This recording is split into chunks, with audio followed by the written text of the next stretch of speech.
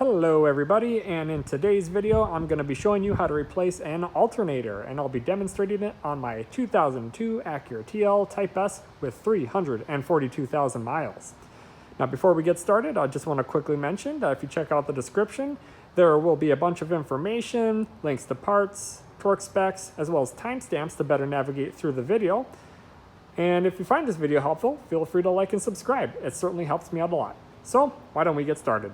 Now we're going to purchase some parts and tools, so we'll start by coming to an Acura parts website and we'll enter our vehicle. I have a 2002 Acura TL Type S.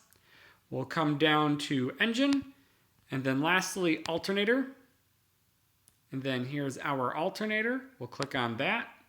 And you can see it's pretty pricey at about $352 plus shipping, but what we can also do is we can copy and paste this part number over to eBay, and you can usually get some pretty good deals on junkyard parts. You can see this one here is about $75. This one down here is about $95. And I personally think it's a safe bet to buy a junkyard part because these alternators last a very, very long time. Lastly, we're going to need to purchase or rent a Serpentine belt removal tool because we have to remove the alternator belt. And so you can usually rent this part for free from AutoZone. Otherwise, you can buy some on Amazon. I'll post some links in the description. Some symptoms of a bad alternator basically include the electronics in your car not working. So some symptoms I had was I was driving down the road and all of a sudden all the gauges on my car just died. They just stopped working. Very soon after, all the interior lights started going dim. And then soon after that, I tried using my turn signal. The turn signal lights weren't working. And then my headlights started getting dimmer. So I pulled off the road, I turned off the car, and then I couldn't turn it back on again. It made that rapid clicking sound, just like you would hear when you try to start your car with a dead battery. So I was able to jump my car and get the rest of the way to where I was going. But in the process, even though the car was running, none of the electronics were working at all. The headlights weren't working, the radio wasn't working, the gauge clusters weren't working. And so it was safe to say that there was an electrical problem with my car. So when there's an electrical problem with your car, it's usually one of three things. Either a blown fuse, a bad battery, or a bad alternator. So if your car has a bad fuse, usually that'll set off a check engine light, and you can check that code and it'll usually point you in the right direction as to which fuse needs to be replaced. Otherwise, it's usually a good idea to get your battery tested every year. And so what you can do is take your car to a place like AutoZone or some other auto parts store where they'll test it for free. They'll hook their machine up to it and they'll do a voltage test and a cranking amps test. This battery is 6 years old, so that's the first sign that it was going to be going bad soon anyways. So you can see mine's supposed to have 700 cold cranking amps. And when they tested my battery, it only had a little under 300, so not nearly enough. It also had only about 10.5 volts when the car was off, and then when I started the car, that number went down to about 9.5 volts. So it was safe to say that this battery was definitely dead, and also in the process, that revealed that my alternator wasn't charging the battery either. So over time, batteries can simply die and just get worn out. Cells can die, and that allows your battery to not hold a charge and not hold the voltage.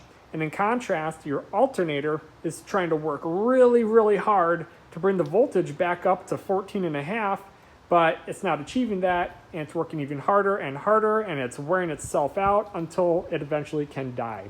So that goes to show the importance of getting your battery tested every year and replacing it when necessary, because you'll end up just like me with another dead component somewhere else in your vehicle. Another indicator that there might be something wrong with your battery or alternator is this little battery light on your dashboard. If you're driving and this battery light comes on, it's probably an indicator that there's something wrong with the charging system, and it'd be recommended to take your car to AutoZone or something like that and get both your battery and alternator tested.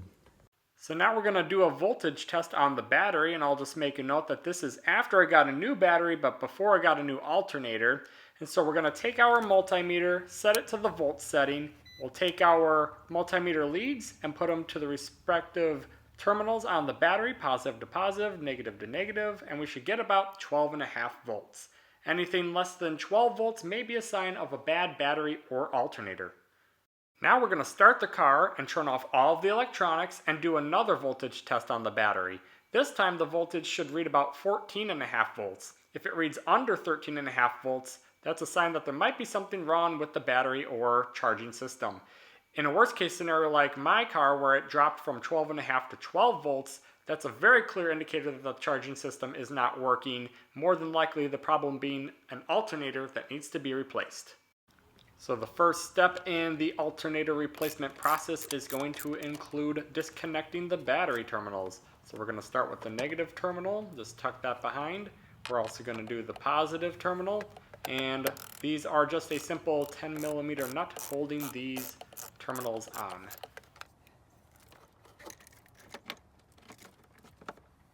Now we're going to take our power steering fluid reservoir and we're just going to lift that up and out of the bracket to give us more working room. Now we're going to remove the serpentine belt, and the best tool to use would be a serpentine belt removal tool like this one since it's extremely low profile. Otherwise, what you can do is take a 14mm wrench, then take a large socket with an extension, stick it over the other end, and you've got a tool to use right there. So to remove the belt, we'll just take our serpentine belt removal tool, kind of push back on the tensioner, release the belt. You don't need to take it all the way off, just off the alternator, and then you can release the tension again. Next, we'll remove the front intake manifold cover, simply held in by 2 screw tabs, and it comes right off. Next, we're going to pull back on this rubber grommet, and it's going to reveal a nut. We're going to remove that nut. Now we'll remove the other electrical connector behind this grommet. There's a pinch tab on front, squeeze that, and it'll come out. Now we'll remove this bracket bolt holding the wires to the alternator. Now we're going to remove the alternator to bracket bolt right up top here, and we're also going to remove the bracket bolt right back there as well. Then we got one more alternator bolt at the bottom down there to remove. You might need to use a 14mm wrench to remove this one. The workspace is a bit tighter down there. And now it's time to remove the alternator. We're just going to take the power steering fluid reservoir, move that up and out of the way, and then we'll just wiggle the alternator out. Now it's a reverse order process, so we'll put that alternator back in, and then we'll loosely install the bottom alternator bolt, and then we'll also loosely install the upper bracket bolt, as well as the upper alternator to bracket bolt. Loosely installing the bolts at first will make the installation a lot easier, and then after that we can snug them down. Then we'll torque that bottom alternator bolt down to 33 foot-pounds. And then you can torque the 2 upper bolts to 16 foot-pounds.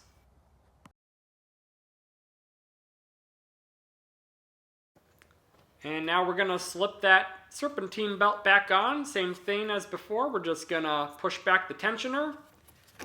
Slip that belt back on over the alternator bearing there. And release the tension. And then just double check that the belt is properly wrapped around those 2 bottom pulleys as well. Now we can reinstall the power steering fluid reservoir back in the bracket. We can reattach the alternator cables bracket.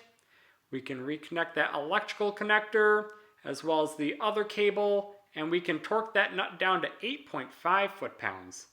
Lastly, we'll reinstall that intake manifold cover, and then we're going to do one more battery test to ensure that the battery and alternator are working. So again, the car is off, and we should get about 12.5 volts with this initial battery test. And again, we'll start the car, ensure all the electronics are off, and we should get about 14.5 volts, and we certainly do. So we have officially fixed the problem.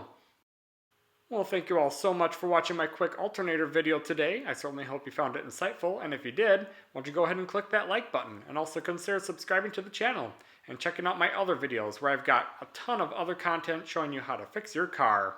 Also, go ahead and feel free to leave a comment or ask a question. I'm pretty good at getting back to people. And go ahead and check the description of the video where I've got torque specs, timestamps, links to parts, links to tools, and other information. So as always, thanks for watching, have a great day, and take care.